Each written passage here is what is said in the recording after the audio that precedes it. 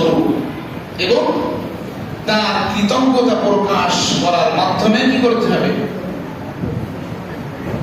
তার কৃতজ্ঞতা প্রকাশ করার মাধ্যমে এই উদযাপন করতে হবে। রমজানের সময়টা যদি দীর্ঘ করে দিতে আর প্রতিদানের সময়টা যদি কি করে দিতে? সংক্ষিপ্ত করে দিতে। রমজানের সময়টা প্রশস্ত, 12 মাসের মধ্যে 4 মাস রোজা রাখতে হবে, 4 মাস রোজা রাখতে হবে, প্রশস্ত করে দিয়েছে সময়টা। আর প্রতিদানের বিষয়টা কি করে দিয়েছে? সংকোচ করে দিয়েছে। এই বিষয়টা যদি করে দিত তাহলে আমাদের জন্য কি হতো?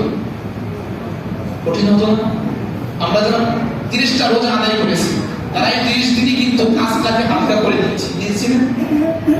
মাঠে যেতাম, আগে যদি আসরের আগে আসতাম, রমজান মাসে মাঠ থেকে চলে আসছি 12টার সময়, কাজকে হালকা করে দিয়েছি।